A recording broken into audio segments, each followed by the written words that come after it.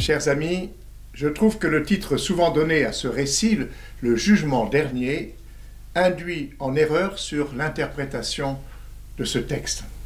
En effet, cette description du jugement final ne concerne pas seulement un avenir lointain, elle retourne les cartes de l'histoire présente. Ce récit est important car il constitue comme l'ultime testament de l'Évangile. Jésus s'identifie lui-même aux êtres en détresse, aux pauvres. Il ne faut donc pas édulcorer la force du message. Le pauvre, dans son dénuement, est visage du Christ. Chaque visage de pauvre est l'icône du Christ. Actualisant le Christ, le pauvre actualise le jugement du Christ sur toute société. Finalement, le plus court chemin pour aller au Christ, c'est le détour par l'autre. La proximité du Christ est la proximité de nos frères en détresse. Cela signifie que le salut se joue dans les actes les plus élémentaires de la vie quotidienne, dans les relations humaines qui se tissent ou se déchirent. Cela signifie que l'éternité est engagée dans l'instant, comme le Christ l'est en tout amour. Et si l'Évangile n'a pas dessiné les traits de Jésus, c'est peut-être pour que nous puissions le chercher et le déchiffrer en tout visage d'homme.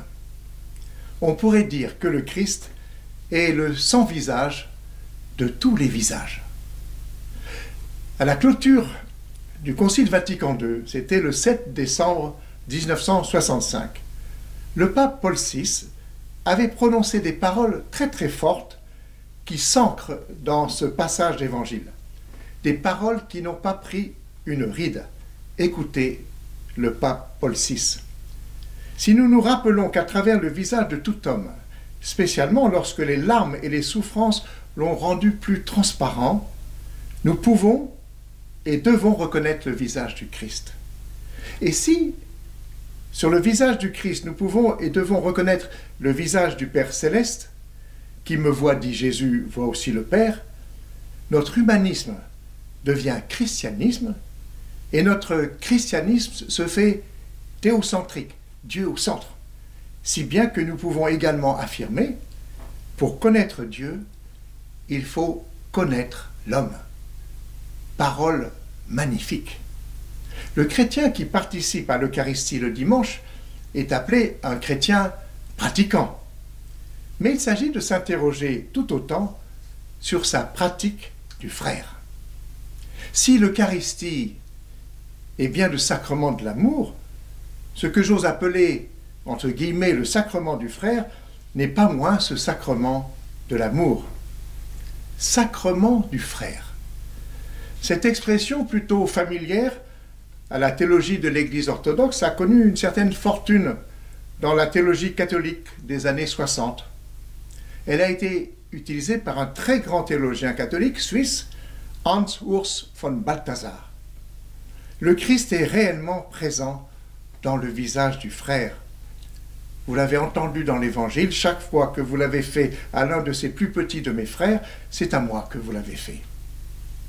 Il y a un lien très fort entre l'Eucharistie et la charité, qui est pour ainsi dire elle-même eucharistique, c'est-à-dire mouvement d'offrande, de don, d'un amour gratuit pour l'autre.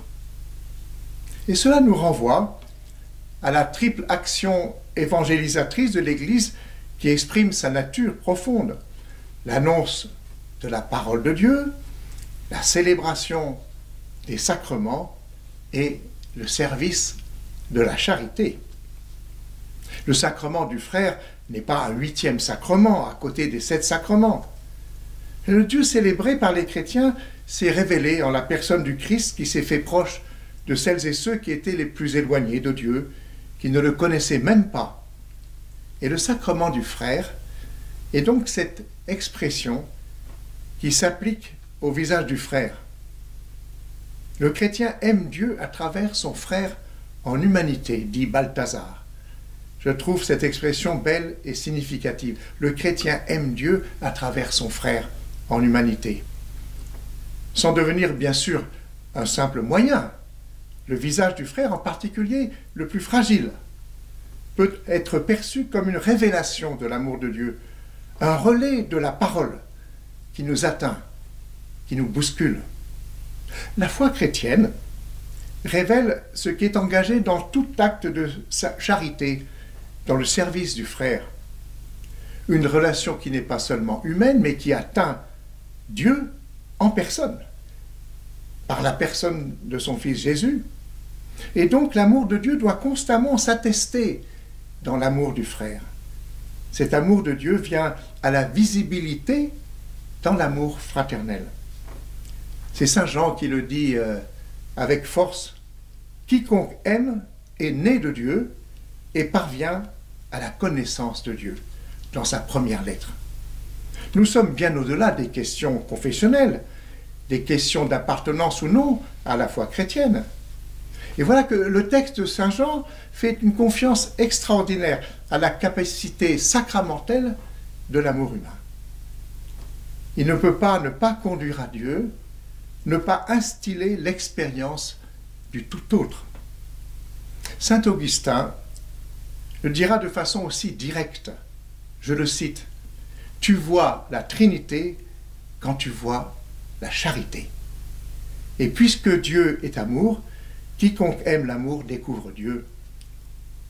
Et Maxime, le confesseur, un moine et un théologien au 7e siècle, il l'exprime en perspective orientale, je le cite, « La charité est l'icône de Dieu. En elle, Dieu se rend visible à nos yeux. » Le visage humain, entre guillemets, réfléchit donc comme un miroir, à la fois fidèle et déformant, la face même de Dieu. Et nous pouvons attester que le Seigneur écrit bien sur le parchemin de nos visages. Un chrétien ne peut donc pas avoir un regard divergent. Si nos yeux sont fixés sur le Christ, dans sa parole, dans la prière et la célébration des sacrements, alors ils doivent l'être aussi sur ceux qui ont faim et soif, qui sont étrangers, nus, malades ou en prison, car c'est en eux qu'il se rend visible. Chers amis, jour après jour, en particulier dans ces mois tellement difficiles, la figure du pauvre doit nous hanter. Elle est le lieu du discernement par excellence. Et tout ce que nous disons d'important de l'Eucharistie, de l'évangélisation, de l'attitude résolument missionnaire et du frère, n'a de sens que dans la fraternité réelle avec lui. Oui, laissons-nous saisir par la charité, elle est le cœur même de Dieu. Amen.